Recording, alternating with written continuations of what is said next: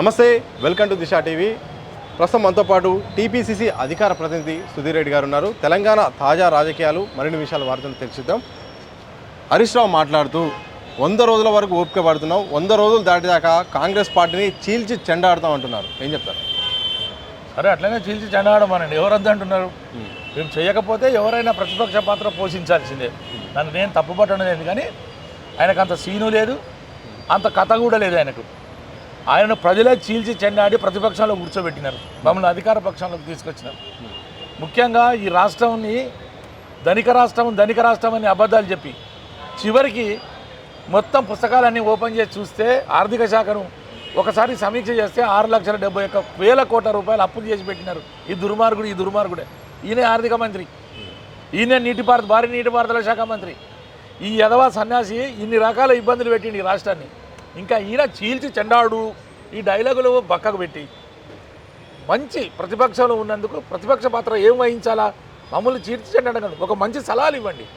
ఈ రాష్ట్రానికి ఒక ఏం జరగాలి, ఎట్లా జరగాలి, జరిగితే ఏమవుతుంది, ఒక మంచి సలహాలు ఇవ్వండి. మీలాగా శాసనసభలో ఏకపాత్ర వినయం చేయలే, ప్రతిపక్షాల గొంతు నొక్కలే. మేము ప్రతిపక్షాలుగా మాట్లాడితే మా గొంతు నొక్కిరు.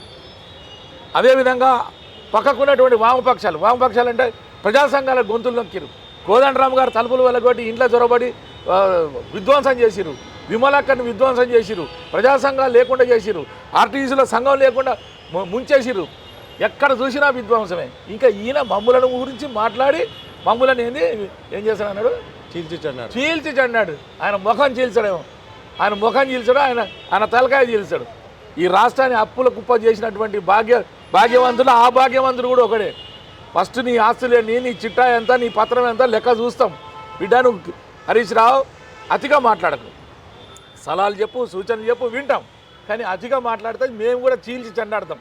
ఇక్కడ ఏం ఊరికే ముఖ్యమంత్రి గారి మీదనో ఈ ఎలక్షన్లు వచ్చిన అబద్ధాలు ప్రచారం చేయడం మానుకోండి, సలహాలు ఇవ్వండి, తీసుకుంటాం. అంతేగాని ఈ రకమైన చీల్చి చెండాడు కానీ మా దగ్గర నడవవు. అయినా బీఆర్ఎస్ అనే పార్టీ మునిగిపోయిన పార్టీ, ఇక దేశానికి కానీ రాష్ట్రానికి కానీ అవసరం లేని పార్టీ ఇది. దాంతో ఏం అవసరం ఉంది? అసలు ఈ రాష్ట్ర ప్రజలకు ఏం అవసరం ఉంది? వాళ్ళ పాత్ర ఏంది? కదా. మీరేమో అవసరం లేదంటున్నారు, కానీ మాజీ మంత్రి కేటీఆర్ మాత్రం పార్లమెంటులో తెలంగాణ అనే గలం వినిపించాలన్నా, ఆ పదం రావాలన్నా, తెలంగాణ సమస్యలు కొట్లాడాలన్నా అది బీఆర్ఎస్తోనే సాధ్యం. సో దీంతో వచ్చే ఎన్నికల మాత్రం బీఆర్ఎస్కే ప్రజలు ఉండాల్సిన అవసరం ఉందని చెప్పారు. వాళ్ళ భయం వల్ల బీఆర్ఎస్ను ఎవరికి ఓటేయరని వాళ్ళకు ఒక భయం మొదలైపోయింది. అందుకే మేమే ఉన్నాం అని చెప్పుకుంటున్నారు. వాళ్ళ పాత్ర ముగిసిపోయింది.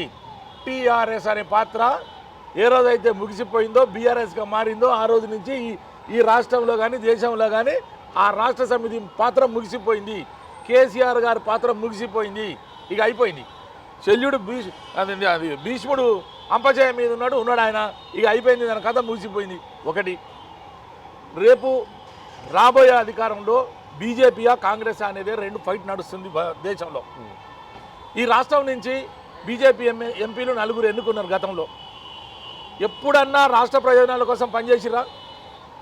ఈ రాష్ట్రాన్ని తెలంగాణ ఇస్తే మోడీ గారు పదే తెలంగాణను విమర్శిస్తుంటే కూడా మోడీ ప్రయోజనం కోసం పనిచేసారు ఈ ఎంపీలు, ఈ సన్నాసులు, ఈ దద్దమ్మలు. కానీ ఒక కాంగ్రెస్ నాయకులు, కాంగ్రెస్ ఎంపీలు మాత్రమే ఈ రాష్ట్ర ప్రయోజనాల కోసం పనిచేసారు. మేము అదే అడుగుతున్నాం, జనాలకు చెప్పేది అదే. రాష్ట్ర ప్రయోజనాలు ముఖ్యమా, రాష్ట్ర భవిష్యత్తు ముఖ్యమా, మోడీ ప్రయోజనం ముఖ్యమా ఇక్కడ బీఆర్ఎస్ సమస్య రాదు. అసలు బీఆర్ఎస్ అనేది ఈ ఎన్నికల్లో నామమాత్రం కూడా మిగలదు. ఖచ్చితంగా ఇక్కడ ఒక సమస్య ఉంది. ఫైటింగ్ మాత్రం బీఆర్ఎస్ వర్సెస్ కాంగ్రెస్ ఉంటుంది తప్ప బీజేపీ ఫైట్లో ఉండదు. దేశవ్యాప్తంగా జరుగుతున్నటువంటి ఎన్నికల్లో ఎంతో కొంత గొప్ప బీజేపీ ప్రభావం కనపడుతుందేమో, కానీ ఈ రాష్ట్రంలో కనపడదు. కానీ బీఆర్ఎస్ అనేది ఈ రాష్ట్రంలో బొందబెట్టబడింది. ఇంకెప్పుడు కూడా బీఆర్ఎస్ అనే పదం వినిపించదు. 5 ఏళ్ల తర్వాత మీరు వెతుక్కున్నా ఎవరు లీడర్ కూడా దొరకడు. దాని గురించి ప్రస్తావన కూడా అవసరం లేదు. మరోవైపు రామ మందిర ప్రతిష్ట గురించి ప్రధానంగా చర్చ జరుగుతుంది. కాంగ్రెస్ పైన కూడా బీఆర్ఎస్ వాళ్ళు కూడా, అంటే బీజేపీ వాళ్ళు కూడా విమర్శలు చేస్తున్నారు, హాజరు కావట్లేదు, ఎందుకు రావట్లేదు అని కూడా. మీ పార్టీ స్టాండ్ ఏంటి, అసలు ఏం చెప్పదలుచుకున్నారు? ఒక భారతీయ జనతా పార్టీ పిలిచినంత మాత్రాన మేము పోవాల్సిన అవసరం లేదు. కానీ ట్రస్టు శంకరాచార్యుల వారు పోతలేరు. చాలామంది సంస్థలకు, ఆధ్యాత్మిక సంస్థలకే పిలుపు లేదు. కేవలం భారతీయ జనతా పార్టీకి సంబంధించిన తొత్తులకు వాళ్ళకు మాత్రమే వాళ్ళకు ఆహ్వానాలు వచ్చినాయి. ఒకటి, నేను మొన్ననే భద్రాచలం పోయి వచ్చిన, ఆ రాముని దర్శించుకొని ఆయన ఆశీర్వాదం తీసుకొని వచ్చిన. రామాలయం అక్కడ పోతే ఒక భక్తితో కట్టినటువంటి ఆధ్యాత్మికమైనటువంటి చింతన కనిపించింది. ఇక్కడ అయోధ్యలో రామాలయం పేరు మీద రాజకీయమే, అక్షింతల పేరు మీద రాజకీయమే, ఆఖరి ఫ్లెక్స్ల పేరు మీద కూడా రాజకీయమే. అక్షింతల పైన ఏంటి రాజకీయం? అక్షంతలు కూడా రాజకీయం కోసం, ప్రయోజనాల కోసం వాడుకుంటారు. ఇది మేము బీజేపీ వాళ్ళం ఇస్తున్నాం, ఈ రకమైనటువంటి ప్రయోజనం పొందాలని ప్రయత్నం చేస్తూ ఉన్నారు. ఒకటి గుర్తుపెట్టుకోండి, రాజకీయం వేరు, దేవుడు వేరు, దేశం వేరు. దేవుణ్ణి దేశాన్ని ఈ రకంగా మిళితం చేసి మాట్లాడి మమ్మల్ని అనవసరమైన ట్రోల్ చేస్తున్నారు తప్ప, నేను అనేది రాముడు ఆధ్యాత్మికమైనటువంటి నా ఆరాధ్య దైవం, నేను కూడా పూజించే ఆరాధ్య దైవం. కానీ ఓ రాజకీయ నాయకుడిగా చిత్రీకరిస్తున్నారు. ఏ రాజకీయ సభలు కూడా జై శ్రీరామ్ అంటారు. ఇది ఎక్కడ విచిత్రమో నాకు అర్థం కాదు. నేను అనేది రాముడు అందరికీ ఆరాధ్య పురుషుడు, ఉత్తమ పురుషుడు, లోకమాన్యుడు, అందరూ గౌరవించాల్సిన వ్యక్తి. ఎందుకు ఈ రకమైనటువంటి రాజకీయంలో రాముని తీసుకొని వచ్చి పెట్టి పెద్ద ఎత్తున విద్వేషాన్ని రెచ్చగొడుతున్నారు? భారతీయ జనతా పార్టీ ఎంత నీచానికి ఒడిగట్టిందంటే, ఈ దేశంలో ఉన్నటువంటి భారతీయులనే ఒక వర్గాన్ని ద్రోహులుగా చిత్రీకరించే మొదలుపెట్టారు. ప్రపంచంలో ఎక్కడైనా ఏ దేశమైనా చేస్తుందా? ఈ దేశంలో పుట్టిన బిడ్డలు నా బిడ్డలు, ఈ దేశం మనది అని చెప్పాలి. కానీ ఈ దేశం మీది కాదు, ఈ దేశంలో మీరు ఉండాల్సిన అక్కర్లేదు, దుర్మార్గులు, మీరు ద్రోహులు అని చెప్తున్నారు. ఇది ఎక్కడ విచిత్రం అండి? ఈ దేశంలో ఉన్నటువంటి పౌరులు ఈ దేశ పౌరులుగా భావించాలి, ఈ దేశ పౌరులుగా గౌరవించాలి, ఈ దేశానికి ఉన్నటువంటి చట్టాలకు అనుగుణంగా పనిచేయమని చెప్పాలి. కానీ ఈ దేశ పౌరులు కాదు, మీరు ద్రోహులు, మీరు ఈ దేశానికి ఈ రకమైనటువంటి ఒక మైండ్ సెటప్ తయారు చేస్తూ ఉన్నారు. కేవలం ఓటు బ్యాంకు కోసం, రాజకీయం కోసం ద్రోహులుగా మారుస్తున్నారు.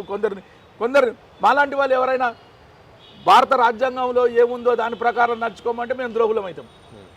ఎవరైనా మీరు ఎవరైనా సరే భారత రాజ్యాంగం ప్రకారం పరిపాలన చేయాల్సిందే, ఎన్నుకోవాల్సిందే. భారత రాజ్యాంగం ప్రకారం వాళ్ళు నడిస్తే పర్వాలేదు, దాంట్లో ఉన్న అంశాల పట్ల మేము మాట్లాడితే మేము ద్రోహులుగా కనపడుతుంటాం.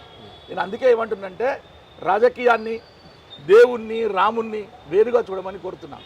నా ఆరాధ్య దైవం రాముణ్ణి, ఆ రాముణ్ణి రాజకీయాలకు వాడకుండా నేను కొలుచుకునేటట్టుగా, ఆ రాముడు ఆ రోజు త్రేతాయుగంలో ఏ విధంగా అయితే ప్రజలను మన్నలను పొంది పరిపాలించిండో ఆ చల్లని చూపు అందరికి ఉండాలని నేను కోరుకుంటా. అది ఏ వర్గమైనా కానీ రాజకీయాలకు రామునికి లింకు పెట్టకుండా చూడాల్సిందిగా విజ్ఞప్తి చేస్తా ఉన్నా.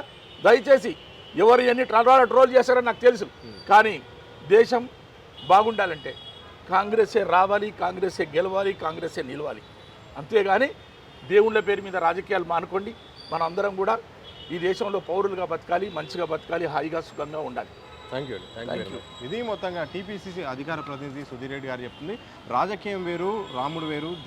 అంటే దేవాలయాలను కూడా రాజకీయాల్లో కలపాల్సిన అవసరం లేదు, బీజేపీ మత రాజకీయాలు చేస్తుందని చెప్పారు. దాంతోపాటు వచ్చే ఎన్నికల్లో మాత్రం కాంగ్రెస్ వైపే ప్రజలు ఉంటారు, లోక్సభ ఎన్నికల్లో మాత్రం కాంగ్రెస్ పట్టం కట్టే అవకాశం ఎక్కువగా అనిపిస్తుంది కూడా మరి చెప్తున్న సందర్భం చూడొచ్చు. కెనోపర్ సమాజంతో సతీష్, దిశా టీవీ, హైదరాబాద్.